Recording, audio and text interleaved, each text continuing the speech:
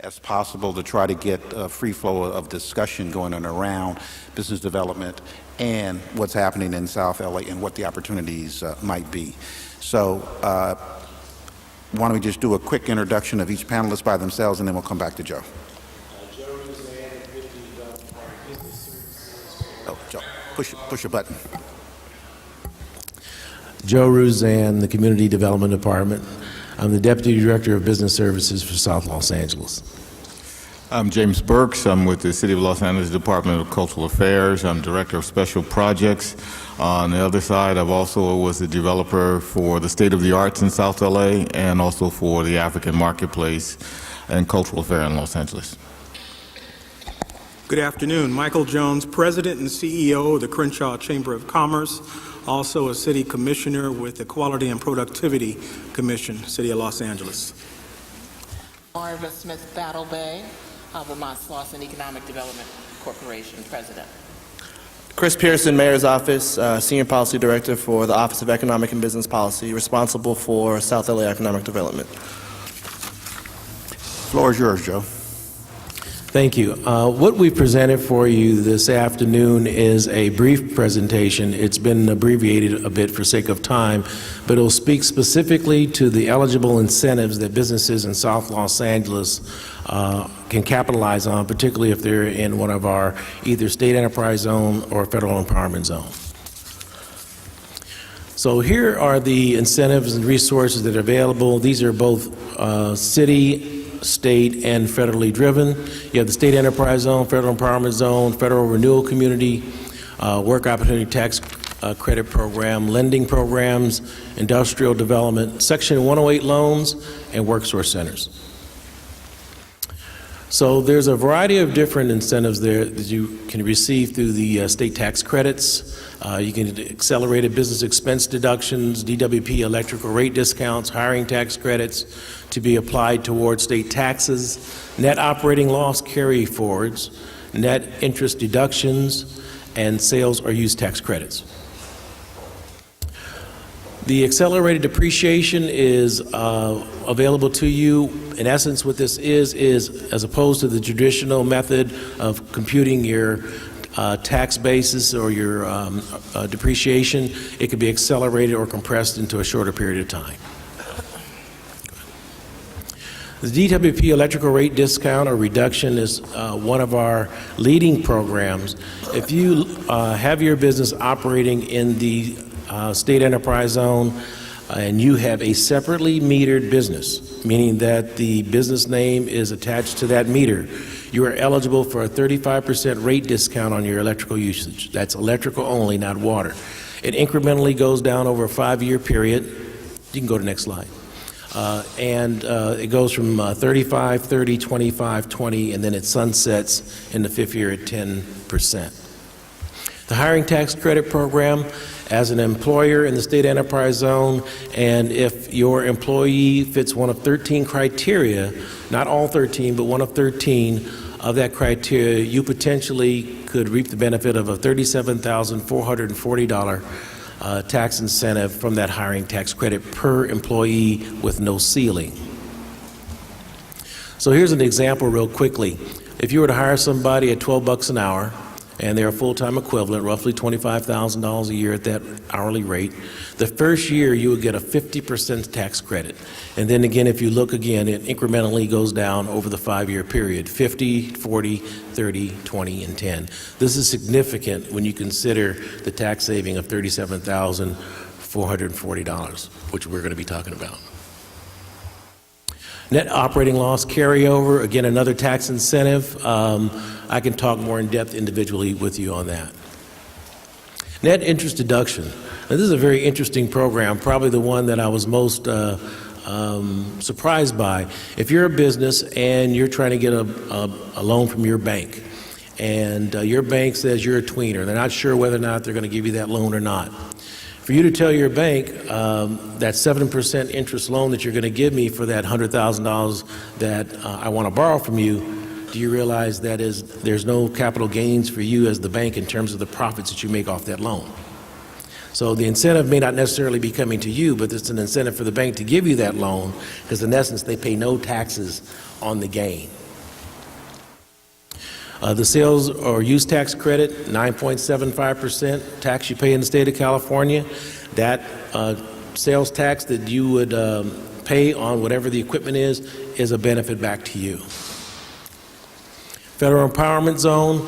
The Federal Empowerment Zone region for South LA is not as large as the State Enterprise Zone, but there are significant incentives also in the Federal Empowerment Zone. The good thing about the Federal Empowerment Zone is that there are overlaid areas, meaning that the state, you could be in the state as well as the Federal Empowerment Zone, and you could capitalize on both incentive programs.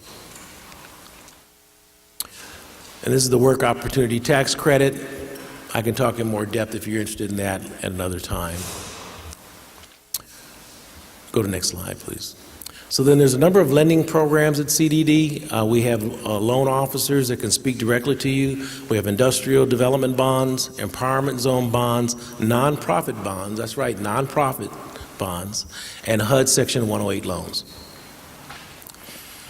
Why don't we move forward on these for sake of time? One more. So we have work source centers. There's 18 work source centers in the city of Los Angeles. The benefit of working with a work source center is there are multiple reasons why. But one of the best reasons to work with one of our 18 work source centers, which go all the way from the Valley to San Pedro, East LA, Boyle Heights, all the way to the West Side and Marina, is that if you hire somebody that's a registered client in that work source center, they automatically qualify for that hiring tax credit. So that's one of the 13 criteria I spoke of, and that's a very easy way of getting your client or your employee to qualify, which would be a benefit for you in the hiring tax credit. So I just wanted to talk real briefly as I wrap up. How much time I got, Michael? Maybe another couple minutes? About 60 seconds. Okay, I'll make this fast. These are wonderful programs, but there's no incentive if there's not active business being developed in South LA. And we have some challenges ahead of us. And I just want to throw a couple things up there for you to consider. 65% of all new jobs are created from small businesses. Bank lending to small business has declined over the last few years. Of the $700 billion bailout for banks, there's been very little job creation locally based on that bailout. So we got to really figure out a way to infuse capital into small business. From 2007 to 2009, the top 3 lenders reduced small business lending by 67%. Next slide, please. 40% of small business report that they were unable to get acquired financing they needed. In the city of Los Angeles, 25% decrease in new business growth. And lending to African American businesses in particular has decreased 81% and has decreased 84% for Latino businesses. I'm going to stop there. I can make some additional information available to you. You may want to go to the last slide. It has my phone number on there. The 213-978-8331, that's my office. And if you want me or anyone from my staff to come out and speak to you, we'd be more than happy to do so. Thank you very much. Okay, so I think Joe's done a very good job of giving us some specific, what I'd characterize as tactical tools if you're in South LA and you want to try to take advantage of incentives.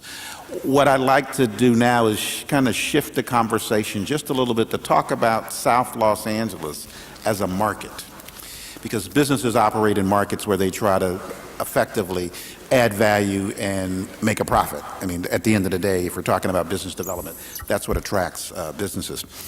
And when I walked in earlier this morning and looked at the board out there with the map on it, if for the purpose of this discussion, if you think about the geography of South Los Angeles as at the very north being the Santa Monica Freeway as the boundary, and to the east, the Harbor Freeway, as far south as, let's say, Watts, and on the west side, let's say La Brea. Let's have the discussion about that. And one of the things that is on that map, if you did notice it, when you leave, you can take a look at it. The map is coded by types of zoning. So the commercial zone in the city of Los Angeles, where typically businesses of all kinds can locate that are going to go into a commercially zoned area, Slauson and Western, all the way up to the Santa Monica Freeway and all the way over to the Harbor Freeway is a huge area that, for those of you who know LA, might argue that we don't have enough commercial activity in there. That is the historic industrial core of the city for decades. And the other thing I would tell you to think about that I want to kind of tease out in this discussion is if you think about businesses, and especially small to medium-sized businesses, would like to be near economic engines, something that's going to drive the local economy which they can benefit from. If we look at the very north of South LA, which ends at the Santa Monica Freeway, but if you go just above that and you look into downtown, you have the Department of Water and Power. And so the picture I'm going to try to paint for you is this triangle of which the industrial commercial part of South LA is sitting right in the middle of it. So you have the Department of Water and Power, a proprietary department for the city of Los Angeles at the north end. If you go to the west and to the south, you have the airport. LAX is one of the largest, most vibrant airports in the world. If you go to the south and to the east, you would run all the way down to the World Port.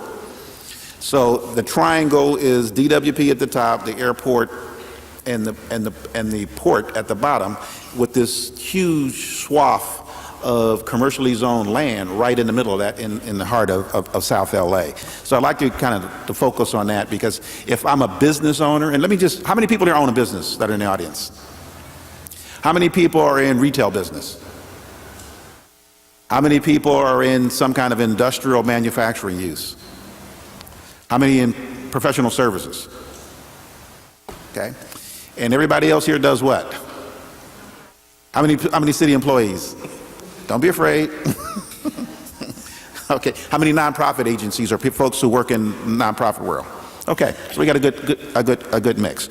So in that context of this triangle and business development, let me kind of go to Chris, because you're in policy in the mayor's office. Can you just talk a little bit about the high points of what are the policy initiatives that are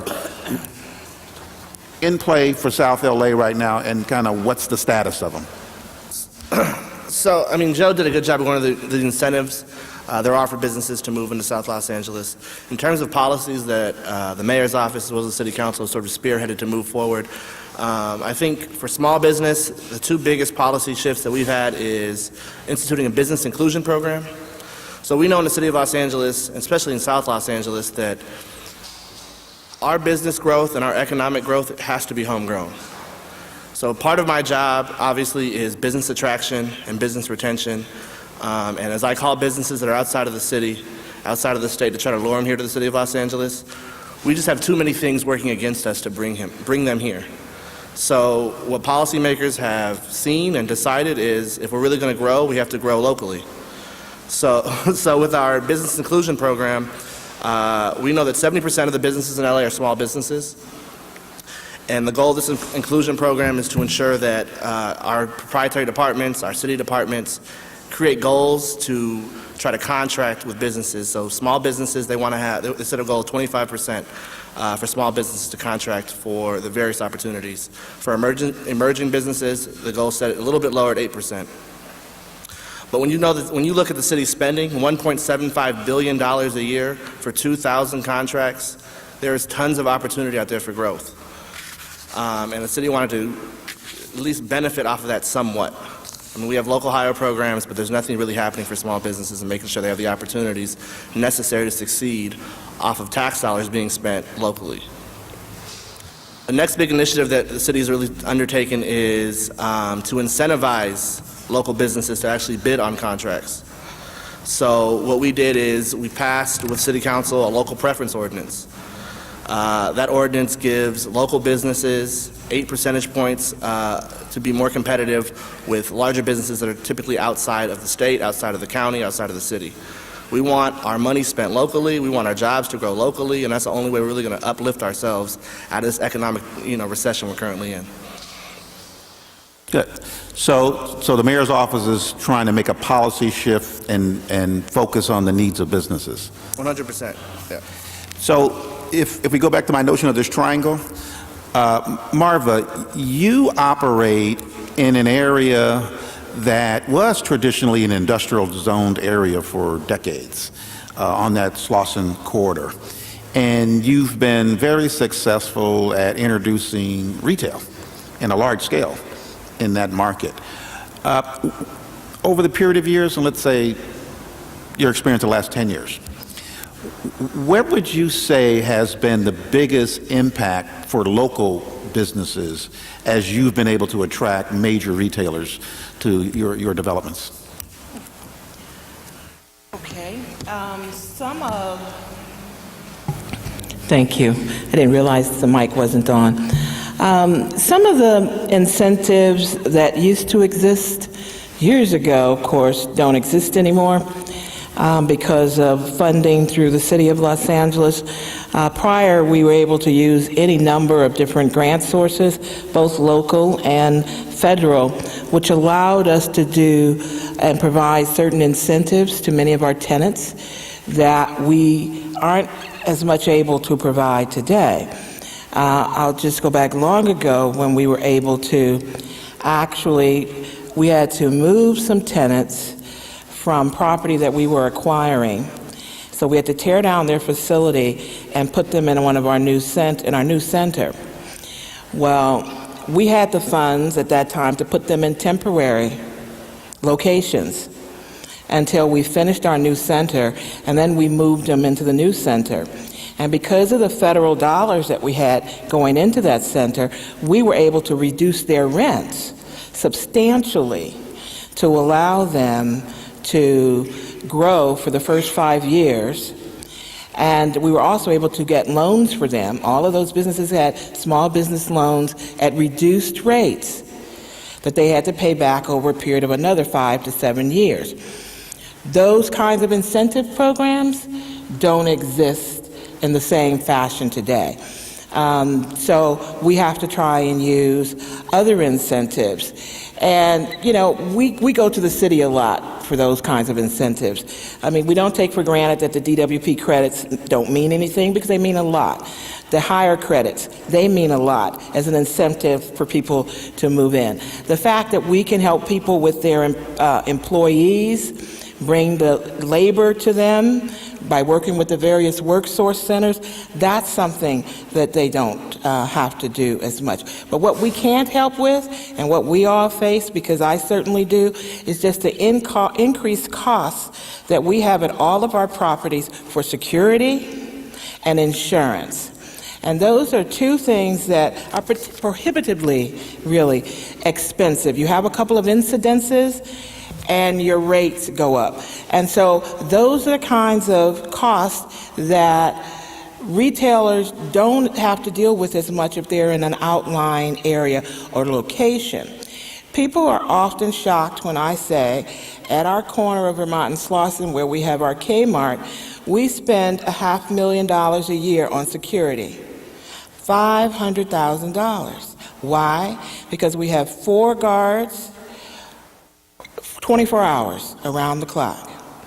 And that's important to us. When the riots came in '92, we were the only corner left standing at Vermont and Slauson. When Pep Boys went down, Thrifties went down, Hall's Furniture, our shopping center was still there. But we have to charge that back to our tenants. So there are some tenants that don't see that as an incentive, they see that as a disincentive. So today what we're working on, though, that I think may help, because we've done 6 grocery stores, and we're going to continue to do more grocery stores. There's the new program that's coming out of the California Endowment and some other organizations that involve grocery store development. And it has some subsidy there, or grants, and some funding that we think will help us bring additional grocery stores into South Los Angeles. And there was a connection there with CRA, but I don't know what's going to happen with that now. So we look for those kinds of programs to help incentivize our work, because on our side, while we're the nonprofit and our work is community development, on the other side, we're dealing with businesses who have a bottom line. And if they can't make money, they can't be there. And I prefaced my remarks earlier that this whole point of business development is really about making a profit and how you create markets where businesses want to locate to serve their customers. And also, the byproduct is they create jobs as they're successful. And the city benefits from it, from revenue. Absolutely. If in fact you can stimulate a market. And I think that's a very critical thing about maintaining and stimulating a market. So Michael, you are with the Chamber. You have a responsibility for, I'd assume, energizing the Crenshaw Corridor for the businesses that are part of the Chamber there. What would you tell the audience today is the biggest issue that your members are concerned about in terms of operating in South LA? Thank you, Michael, for that question. First of all, before I answer that question, let me position the Chamber, because they say if you don't know the purpose of a thing, it gets abused. So let me tell you what we do first. We have been around since back in the 30s. We've been around for about 78 years, and we have a membership of about 244 members. And our service area, ironically, is very much within that triangle that you described earlier. One of the things that we do, we exist for one reason and one reason only: to empower business and to promote commerce. Having said that, how we do that is through electronic economic development. Probably you've never heard of that term before because we made it up. And we hold on to it because it's very important. We do that through our website that we've had. And what we try and do for our members is to help them not just pay a membership, because their membership is not passive, but it's active. We go ahead and have 12 to 24 meetings a year where people can show up. And I think one of the interesting things we've looked at here with Joe's department, the mayor's department, and several others, I go back to the example of it takes, if you take new wine and put it in old wineskins, something's going to break. We have to look at new ways of doing things. For example, social networking helped elect President Obama. So social networking can be important for business because you can get your message out in some profound ways without having to pay a lot of money to do that, at least right now. So what we try and do is incorporate all those things in to help businesses, including churches and including service organizations, community development corporations, what have you, to help them empower business and to promote commerce. So as we look ahead to the future, another thing that we do is connect people up. Because we have all these members and we also have all these service agencies that we're working with, oftentimes if Joe decides to have a meeting and he puts out advertisement about the meeting, he'll get some people that show up. But to help really maximize his meeting, because he's a member of our chamber, he taps into what is called an affinity group. That's what the Chamber of Commerce is, an affinity group. An affinity group is already meeting. They have meetings established throughout the whole year. And so he drops his DNA into our membership, and then there's good transference of information, and people can really get connected. Same thing with Vermont CDC. We do the same types of things. So rather than try and everybody operate in their own fiefdom, we can go ahead and have synergy working together to make sure these businesses become astute as to the availability of services that can help their businesses and to help them along. One of the greatest challenges that we've had with the economic downturn. Some of you talk about the economic downturn. Some of our businesses in the Chamber of Commerce went through depression, and they're digging up now, trying to get back to the economic downturn part. So we got a lot of work to do.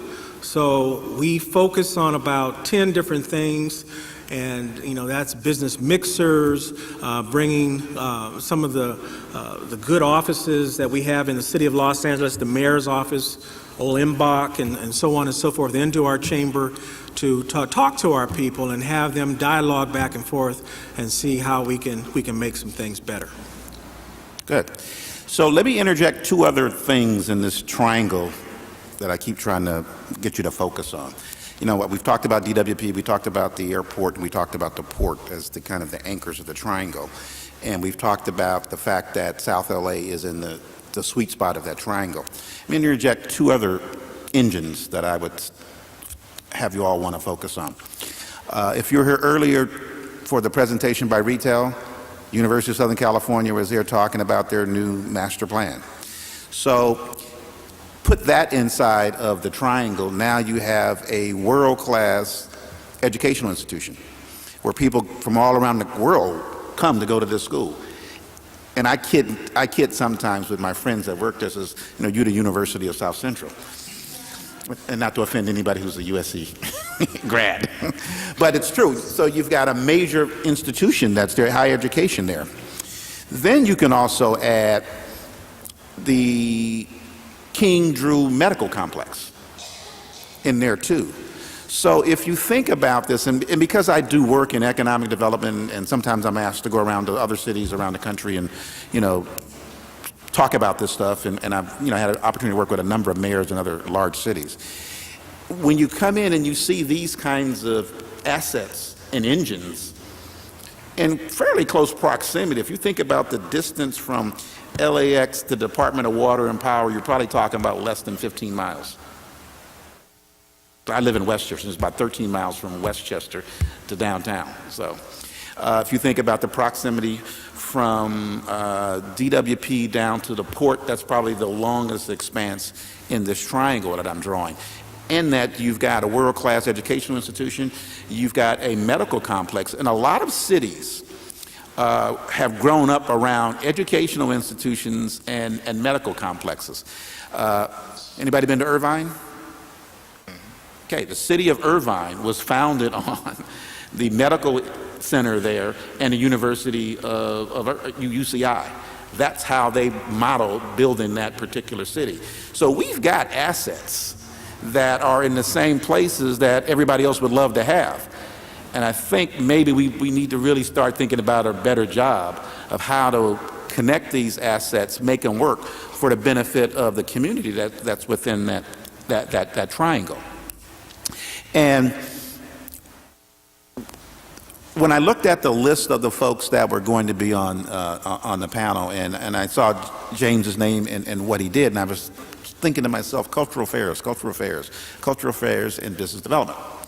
And it's not something that you would normally think about.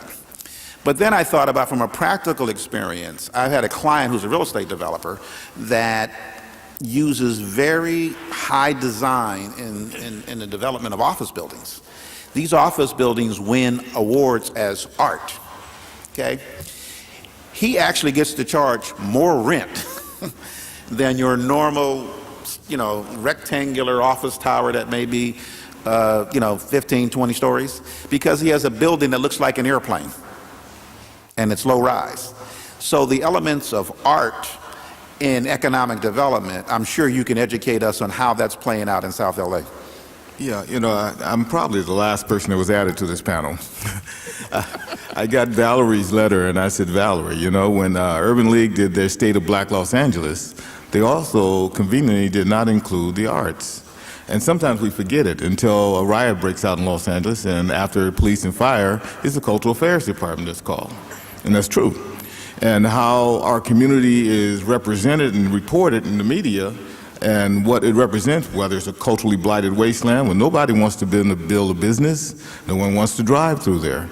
It has to do with what it looks like in the people and how they promote themselves. It's like, in this case, I'm going to represent 3 different agencies. The LA Inc., which is a department that promotes cultural tourism to Los Angeles, Department of Cultural Affairs, and those private industries that are like theaters and museums and galleries that we have in the community.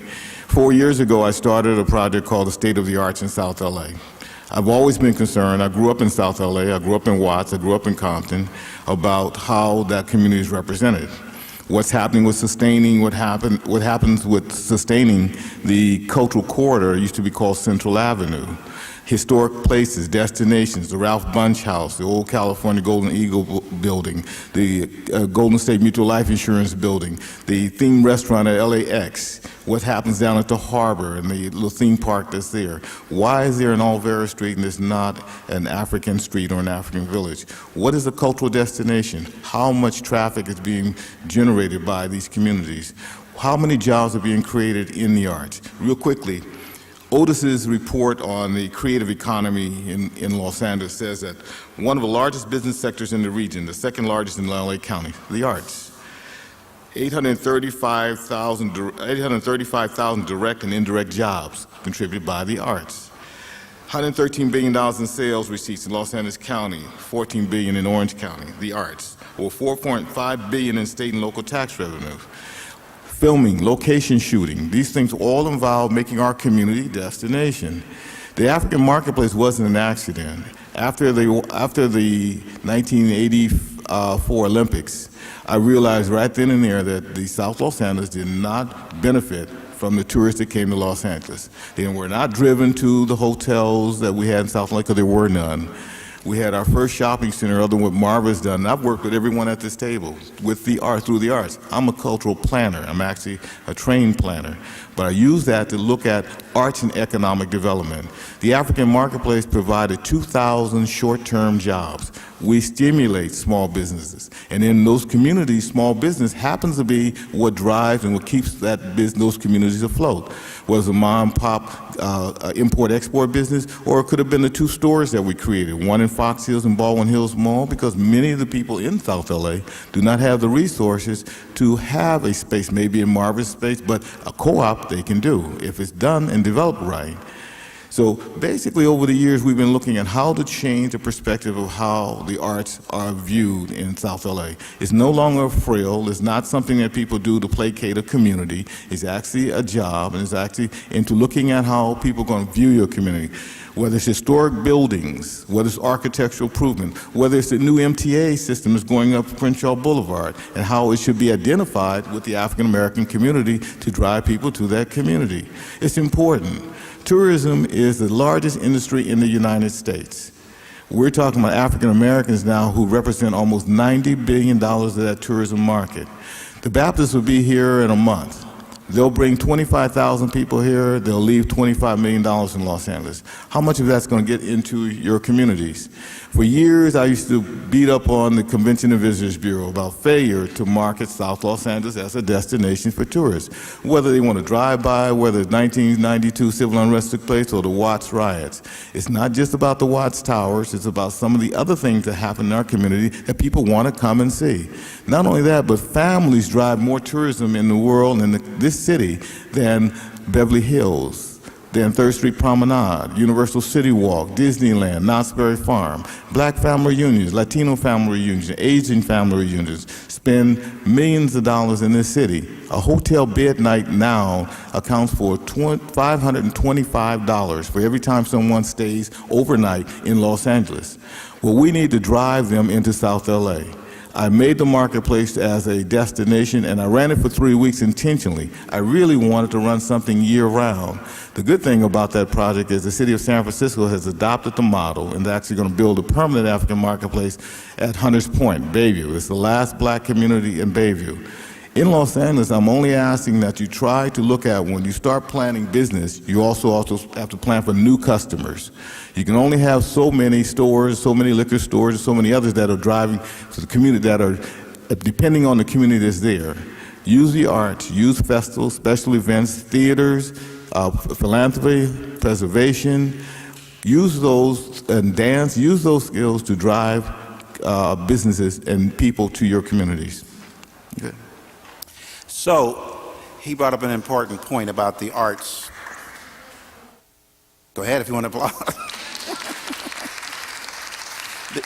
Because that is, you know, if you listen to the dialogue of what makes a great city, the arts are always in that, which makes a great city. And if we go back to my triangle metaphor here, that one of the things that is sold about Los Angeles that is not in that triangle, you ask most people, they'll say Disney Concert Hall. You'll see that picture of that building all over the place when they say Los Angeles. Inside the triangle, though, what do we have? We have Exposition Park, world-class museums in South LA. I think they just won the bid to get the space shuttle. They don't figure out how they're going to pay for it, but the space shuttle is coming to South LA. So again, if you start adding these things up, I've got a list now about 7 or 8 really high-value things that are all in South LA. Along this note about creativity, the other thing that I think is one thing I've come to understand. There's a professor of geography by the name of Richard Florida. He used to be at Carnegie Mellon, and now he's at some university in Canada. He has this book called A Creative Class, and he has this theory about how the kind of high-tech creative industries, the people that work in it, which are really high-paying jobs, they want to be in places that are cool. And we have in South LA a lot of the attributes. They're just not marketed and managed properly enough, I think, to use it as an attraction tool. So, I kind of throw this back to Chris. And so, are people in the mayor's office thinking about this? As opposed to, LA Live is important and football and all that is great, but we still have unfinished business, I think, in South LA, that if you start to look at the assets and have a strategy around them, it seems like you could do something with that. What's the thinking in the mayor's office about South LA and the strategy? The mayor has and continues to make South Los Angeles a priority. He does that in how he directs us in our economic development strategies and looking at some of the policies we're trying to put forth. He does that in his commitment to education. And he does that in his commitment to bringing light rail to Los Angeles and public safety. So his goal is understanding what Marv is commenting on safety issues, understanding the transportation issues that exist in Los Angeles in general. So how do we bring people to South LA? You put a light rail down Crenshaw that connects people to downtown Los Angeles, to the west side, to the airport. That brings the foot traffic that is necessary to really take advantage of the cultural assets of South Los Angeles, of the retail assets, of everything that South LA brings that unfortunately most of Los Angeles either doesn't know about or doesn't care about. So those are all initiatives that the mayor has spearheaded and will continue to fight for. Good. I want to open this up. I'm sure there are questions out here. And we can do this one or two ways, that you can go to the mic, you can ask a question, and then we'll try to respond. Or if somebody wants to pass out cards and you want to put your question on the card, because this is, in case we don't get to everybody's question, this is one way we can send you the answer should you not be able to fit it in during the time that the mic is open. So the floor is open. We want to make this interactive. Please introduce yourself and ask your question. Hi, my name is Linda Wilson, and I am a business owner on Central Avenue. Mr. Burke, thank you for the years you spent with the African marketplace. It is definitely something that people are looking forward to again. I like what you said about tourism and everything that's been basically said here today. But my dilemma with what we know we have here is, why are we looking for someone else to promote it? I am not looking for the city, in some respects, to promote cultural. They have never promoted South Central LA to the extent that we need it promoted. That is for us, that's for local business. That's what drove Central Avenue in the 1800s. That's what's going to drive Central Avenue and other communities, because in that triangle you talk about, there are different pockets of South Los Angeles that could be tourist corridor. You spoke about the Golden State Mutual building. That is now a historic monument. Now, you look at Mamie Clayton, who holds everything South Central. Well, I have to go way to Culver City to see what happened in South LA. That's a dynamic that I'm with on my own. I want to push. That's tourism. If you took everything in Mamie Clayton, put it in the Golden State Mutual Life Insurance Company building. With that building has an auditorium. It has all these things, cultural and educational, where people can come. Historic Central Avenue. They're redoing the Dunbar Hotel. That's another corridor. Pico Hauser. I live over that way. That's another corridor of businesses that are opening up. They can shop, Pico. They can eat at Roscoe's. It's too much we have here to allow or give authority for someone else to promote. What's going to happen here is grassroots. He's gone. Jorge Nunez, that was up here earlier, we're talking about, and he was talking about people who come over here to film. We have areas here that we need to maybe get permission from the city to do, but as far as promoting economic development, that's going to come from local, and if we don't have Would you like him to respond to your question? We have the structure. Okay. Oh, I'm sorry. I'm just one of those passionate ones. But, Yeah, we want to get your answers but, today. the question is, where are we going to gather the resources to be able to continue to promote what we do? Well, that's why I think this forum is so important, because not only just Los Angeles, but I speak all over the world, where people really value and understand that culture drives the economy. But it has to be about the hierarchy of importance, and understanding that the people that live in South LA are very culturally driven, and that our partners is the City of Los Angeles. It has to be on the agenda of departments in the City of LA. The African marketplace suffered only because of policies by one department. But our department was very much behind creating not only that, but Fiesta Broadway and the Filipino Festival and several others in South LA, and the Cuban Festival, because we understand that those communities need to be connected. To connect them, then you have to use LA Inc. LA Inc. is a quasi-city department that has the resources to promote individual cities. Not only that, but we have to connect through Michael and the Crenshaw Chamber of Commerce, the Watts Chamber of Commerce, the Inglewood Chamber of Commerce, the San Pedro Chamber of Commerce, because they're connected with the LA Chamber of Commerce, who's connected with LA Inc. It benefits business in South LA to understand strategic partnerships and strategic alliances. Take advantage of resources. The marketplace wasn't just my idea. I created a string number of partnerships with fledgling organizations who just needed an umbrella and a host, and I'm able to pull off something that big. In fact, the impact of it is just not the social, but it's also the public safety impact of it. That event ran for 25 years without a single incident, a single fight, a single breakout, a single theft, not a single incident for 35. It also was about the diaspora, which means South Central LA looking at the people who live there through what they've embraced from Africa, whether it's Latino, Chinese, Caribbean. Even now, we're working on the second annual Pan-African Film Festival, second annual Global International Trade Conference on the campus of Cal State Dominguez, trying to create a trade initiative between Los Angeles and Africa and California and Africa. In fact, we had the ambassador recently. All of this is to drive business and tourism into Los Angeles. So arts and culture is a tool. And it's just how we look at it and how we use it. Maybe we need to have a South LA group of panelists that talks about development in South LA around arts and culture. My name is Janine Watkins, and I'm from Watts, if the other panel I came up. I think that if the city can commit to be green, meaning green in the sense of creating a sustainable infrastructure for tourism and for culture, and also be green in the sense that it doesn't matter whether I'm black or Indian or Latino, it's about the money and communities having adequacy in regards to generate funds and economic viability for their community.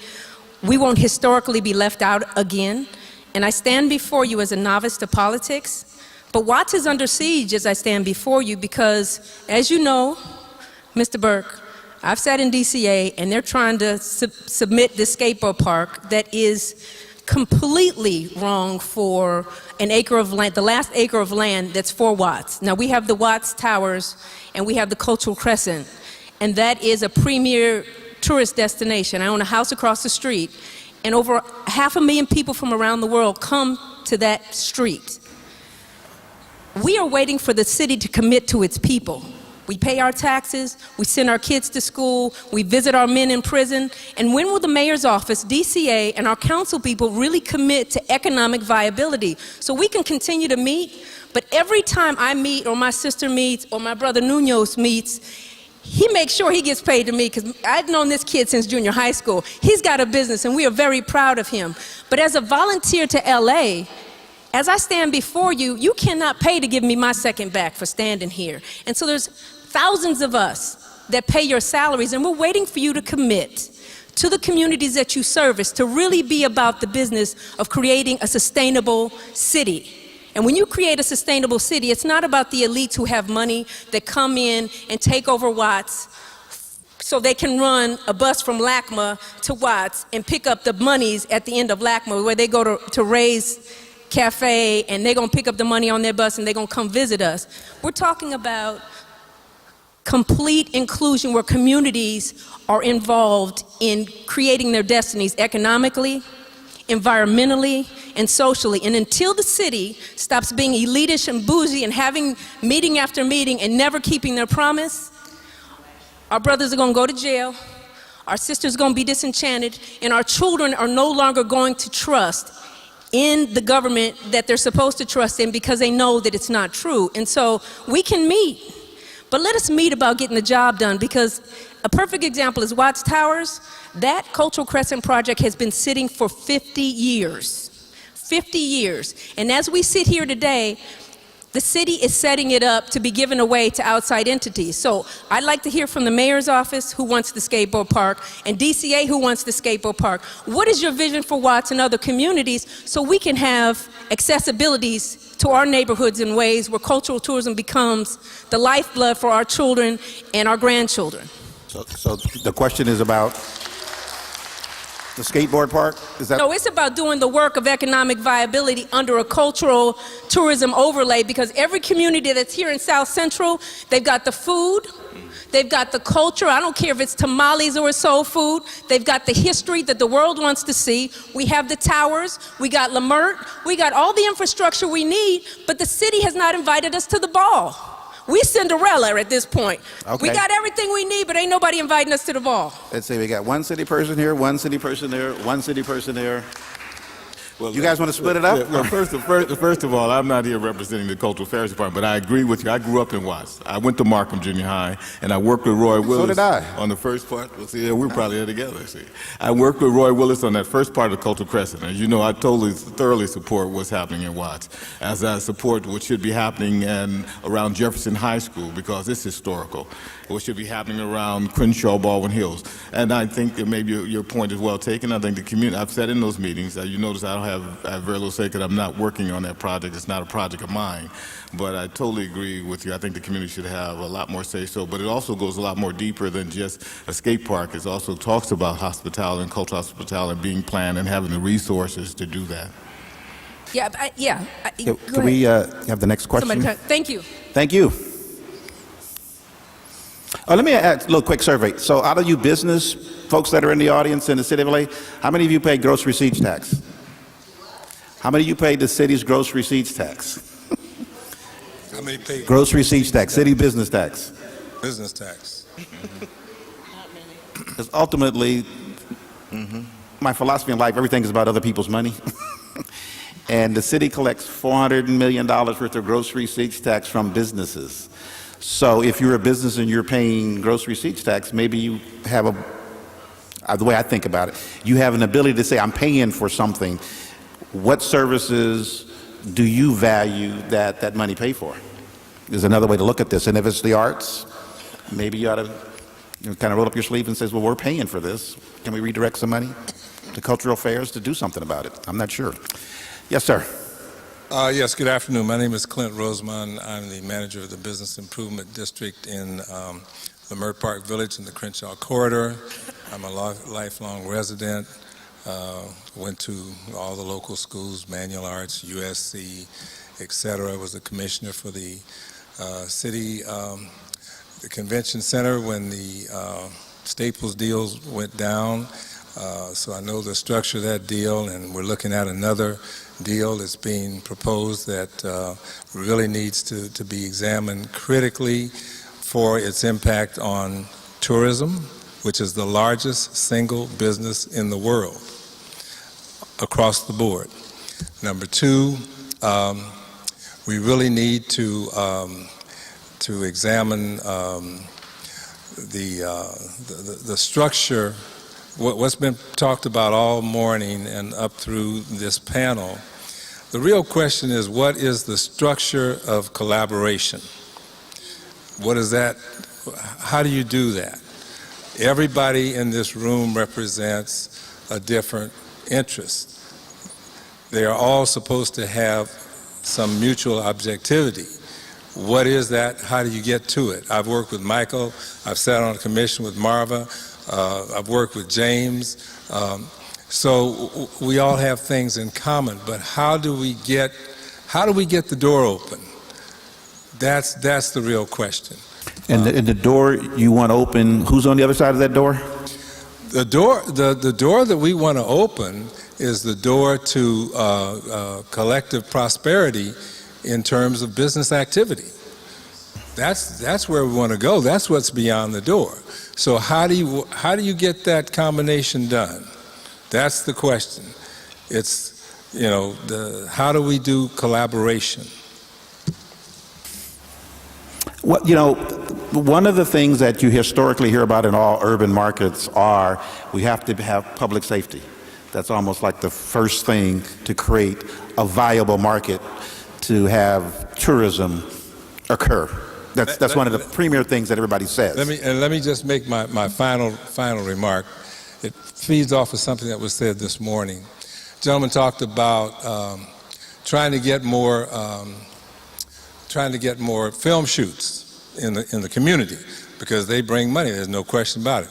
Let me tell you what happened over at Marlton Square the other day. They had a big long shoot that went on for close to 2 weeks. They didn't realize that they were shooting in major gang territory. I guess they didn't. Nobody told them that. They didn't have a ride along to say, you know where you are? You're in Peastone country. Guess what? You're going to pay a tax. You know what happened?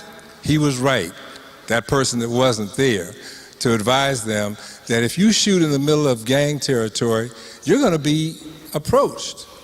And at the end of the day, unless you want your shoot disrupted, you're going to pay.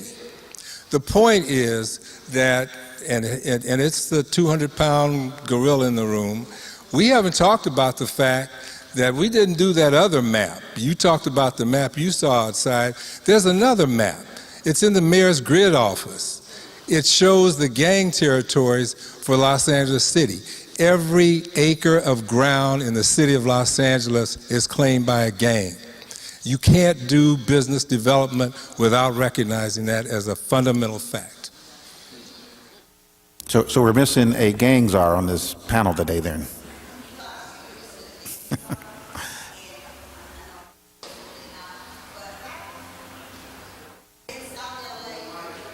Yeah, why don't you go to the mic so everybody can hear you?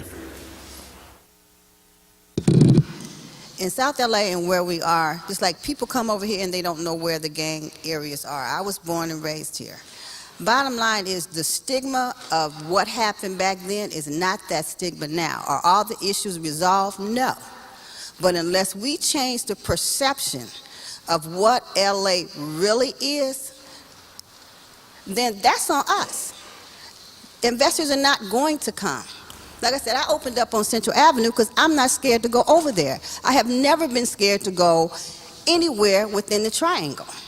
So again, changing the perception of, number one, how we view ourselves and how we view this community, and that it is economically viable, it is on us to change the perception. Tourists are not going to come. Yes, public safety is an issue, but I don't think public safety is as great an issue as it has been. Because a gentleman came earlier and he spoke, he wants to still keep it South Central. But guess what? I'm not hip-hop generation. The hip-hop generation keeps perpetuating that stigma and that stereotype. I would say there is, from my own personal experience, there is some validity to the point you're raising, and the anecdotal that I will give is Skid Row. 4th and Main 10 years ago was a place that nobody wanted to be. Exactly. You were next to homeless shelters, the Midnight Mission,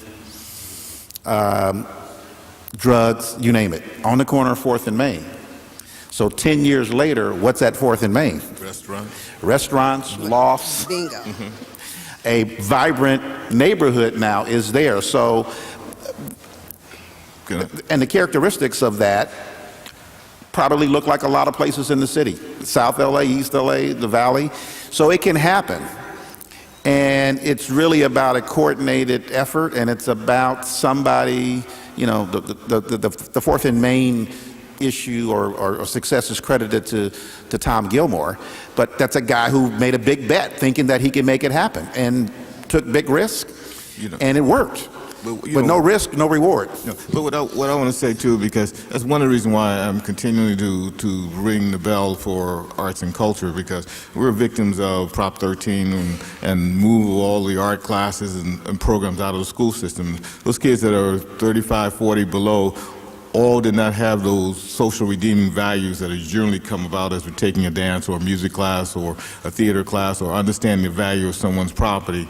And unfortunately, we have about 30 years now that has not been in the school system. So I'm really trying to encourage that we always have the Cultural Affairs Department at the table when we start talking about economic development, building our communities. I want to respond to what Clint said about gangs, because certainly we faced that at our very first property.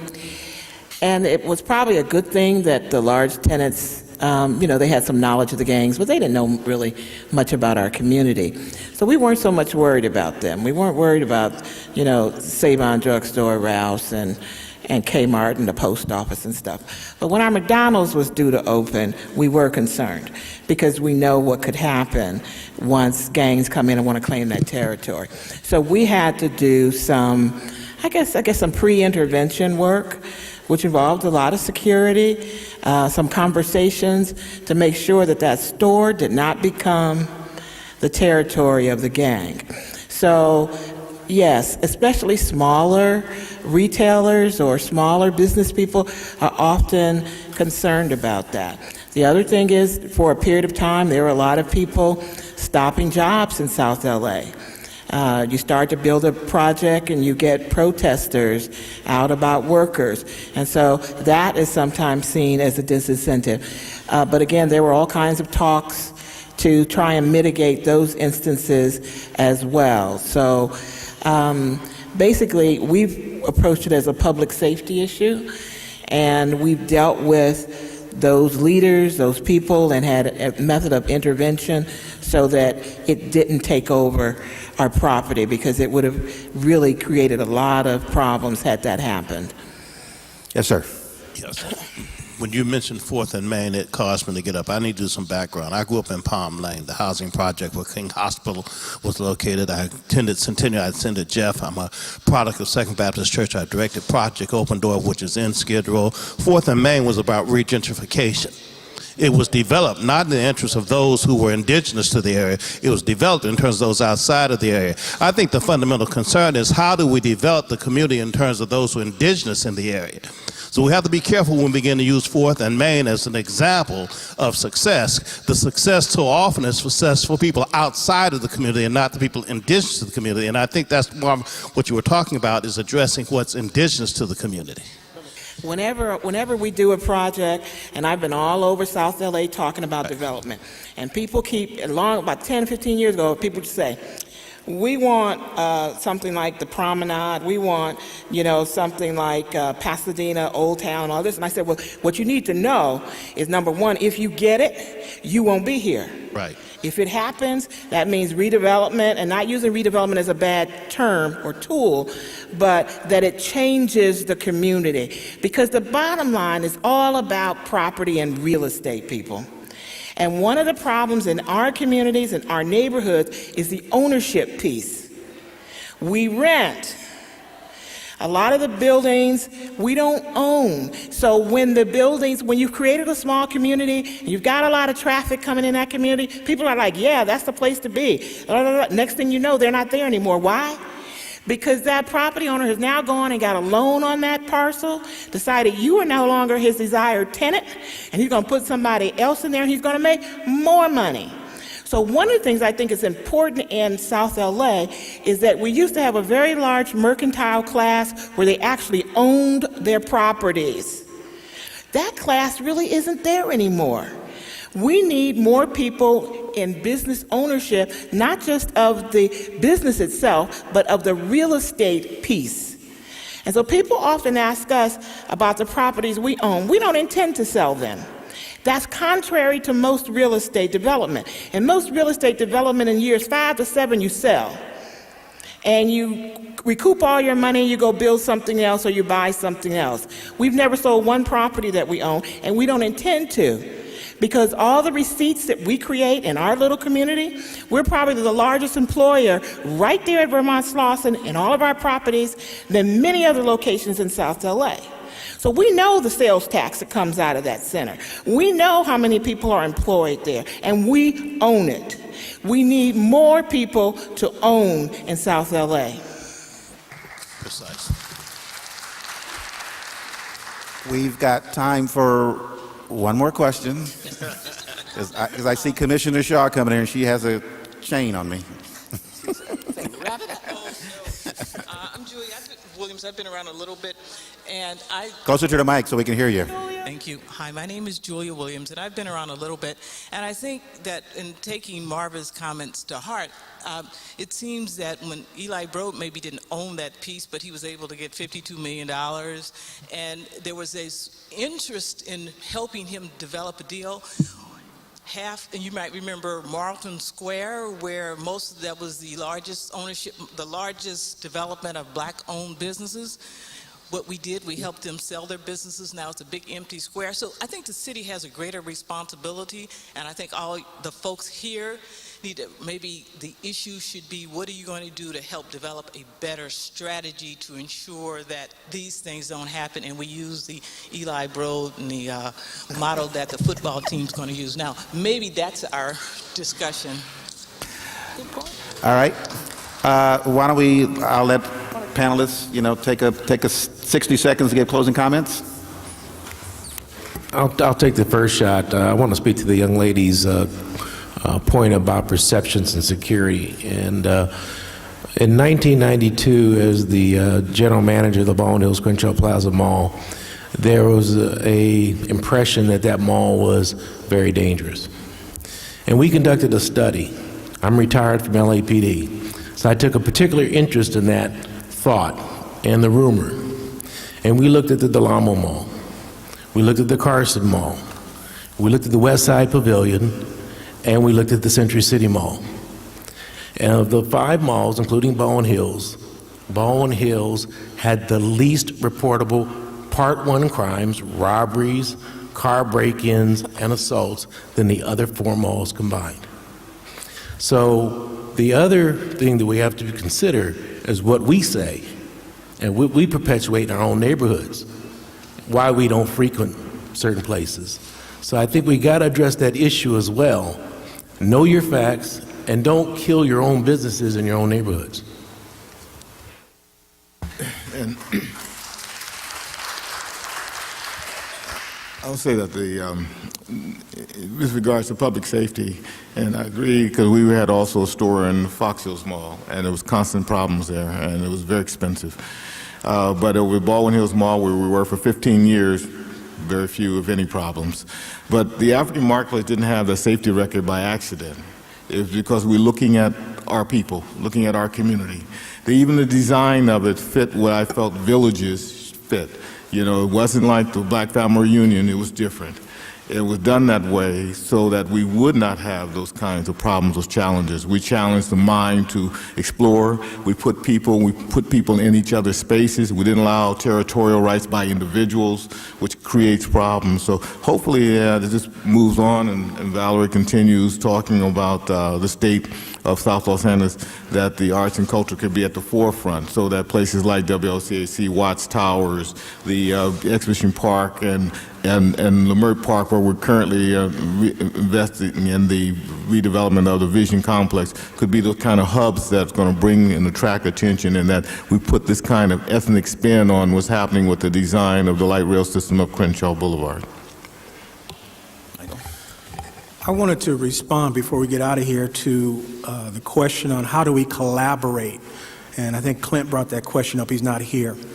One of the things, you know, I went on waxing eloquently about the Crenshaw Chamber of Commerce, but I really represent all of the chambers of commerce in the South Los Angeles area. Let me tell you the reason why I need to do that is because we all have challenges, we need help in South Los Angeles, and we need to have our eyes focused on business development and how we can hook up with other resources in our community. But having said that, and how we go about doing that, one of our members is LA Southwest College. LA Southwest College has a relationship with Goldman Sachs, who wants to reach out to 10,000 businesses. So we need to reach out to all the businesses in South Los Angeles. So what's going to come out of this is a real key thing of everybody working together, and not just in Inglewood, not just in Watts, not just in the Crenshaw area, but everybody working together to come up with solutions. Having said that, I want to say one other thing. The young lady that mentioned about waiting for the city to bring about these changes. I cut my teeth a little bit in politics through the Crenshaw Chamber of Commerce. I came across a very wise politician that told me the following. Oftentimes we wait for the politicians to make things happen and the community follows. But what we really need to do, the community needs to come together to adapt and establish their strategy, reach out to the politicians to ask for resources to bring those things about. We can wait here all day, all night, waiting on the city and waiting on other entities to come together, but we, in fact, need to come up with our own ideas. And I just believe in our communities, we just need to coalesce some things, put some things together, and just maybe move it like about 5 issues that are affecting us. We can make that happen because we have the brain power, we have the knowledge base to make that happen. Last but not least, I want to give everybody my business card. It's CrenshawChamber.com. Thank you.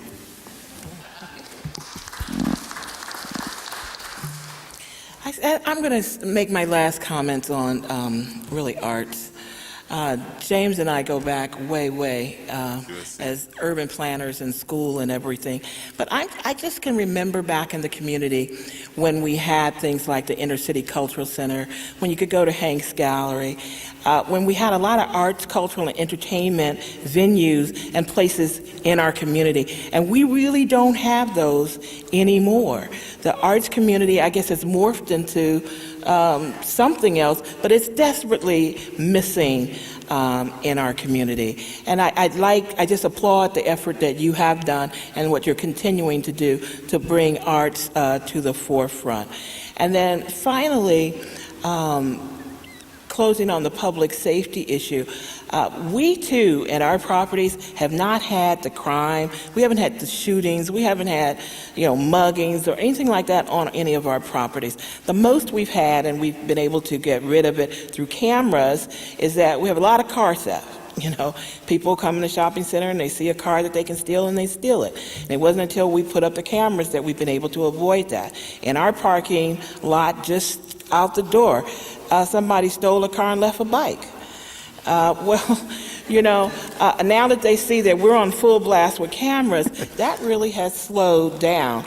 But I think, the thing about public safety and the fear factor that people continue to bring to our community is grossly exaggerated. We know that there are some of those instances, but it's really grossly exaggerated for all the good that is still happening in South Los Angeles. Just want to see more arts and entertainment, though.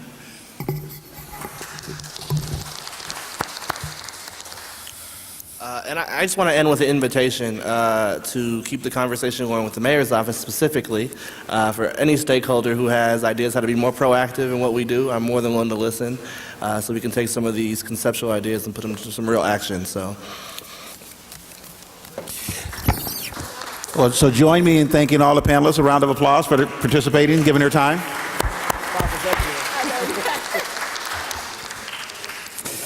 And we'll turn it back to Commissioner Valerie Shaw.